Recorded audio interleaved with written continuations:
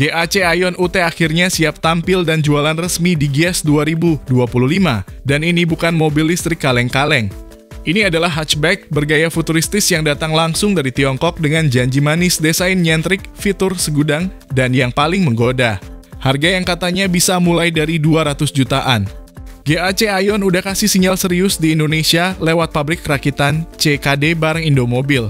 Dan UT ini kemungkinan bakal jadi penantang baru Wuling Bingwo dan BYD Dolphin di tanah air. Secara tampilan, Aion UT ini bisa dibilang hatchback rasa spaceship dengan lampu tajam, bodinya kekar ala mobil konsep yang nyasar ke jalanan. Tapi jangan salah, teknologi di dalamnya juga nggak main-main, ada selengkap yang biasanya baru nongol di mobil 500 jutaan. Jadi kalau mobil ini benar dijual mulai 200 jutaan, siap-siap deh pasar EV entry level bakal diacak-acak habis sama si UT ini. Lalu bagaimana first impression-nya? Berikut ulasannya dari kami.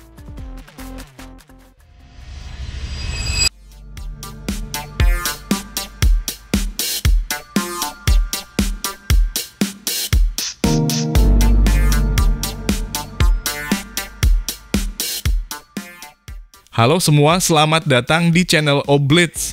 Soal desain, Aion UT ini langsung tampil beda. Mukanya clean khas mobil listrik, tapi nggak polos-polos amat.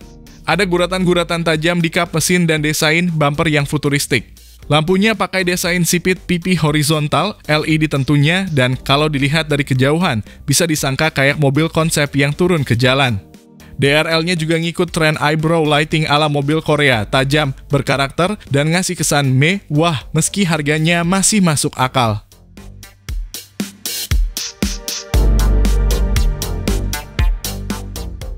Geser ke samping baru kelihatan kalau Aion UT ini punya siluet yang manis dan proporsional.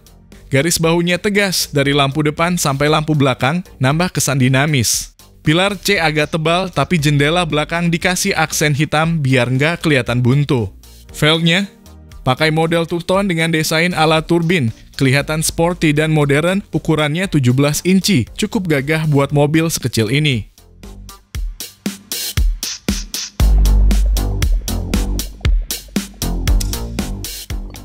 Di belakang Aion UT juga nggak kalah menarik.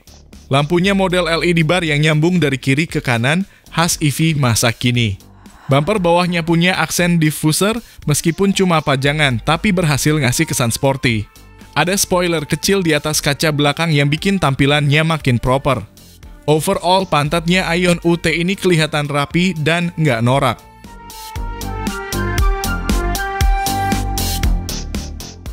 Soal tenaga, Aion UT ditawarkan dalam dua varian motor.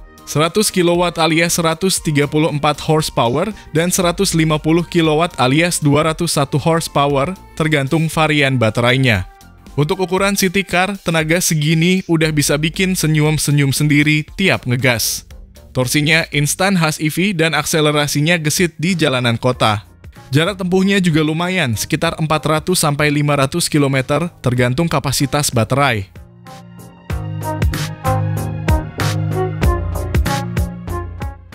Masuk ke dalam Aion UT nggak terasa seperti mobil murah.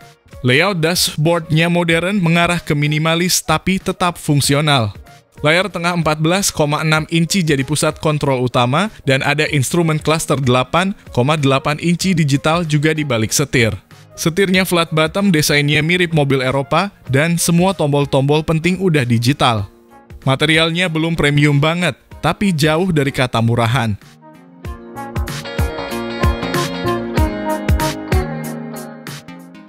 Fitur hiburan juga nggak kalah menarik. Sudah ada wireless Apple CarPlay dan Android Auto, wireless charging 500 watt, speaker 6 titik, hingga panoramic roof buat nambah kesan lega. Joknya ergonomis dan ruang kaki maupun kepala di baris kedua tergolong lega untuk mobil segmen ini. Jadi meski mungil, kabinnya nggak sempit-sempit amat. Di sektor keamanan, Aion UT sudah dipersenjatai ADAS level 2. Ada adaptive cruise control, lane keep assist, auto emergency braking, bahkan front collision warning. Sensor dan kameranya juga lengkap. Buat mobil di bawah 300 jutaan, ini sudah tergolong sangat impresif. Sistem pengeremannya pakai ABS plus EBD dan airbag lebih dari 2 sesuai standar mobil modern.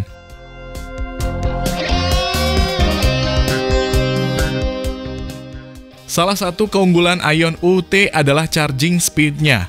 Dengan DC fast charging, pengisian dari 30 ke 80% cuma butuh waktu sekitar 24 menit. Portnya pakai standar CCS2 dan untuk charging di rumah, Aion juga menyediakan wallbox opsional. Manajemen suhu baterainya pun sudah aktif, penting buat negara tropis seperti Indonesia.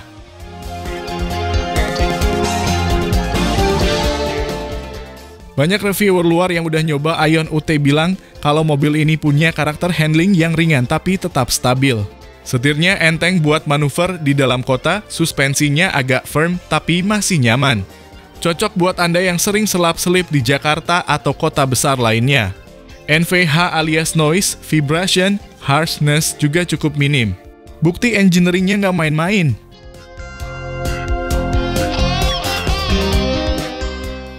Nah, ini yang jadi senjata utama, harga. Belum resmi diumumkan tapi diperkirakan mulai dari 220 sampai 300 jutaan tergantung varian. Kalau benar segitu, Aion UT bakal jadi pesaing langsung BYD Dolphin, Wuling Bingwo, sampai MG4 EV varian bawah.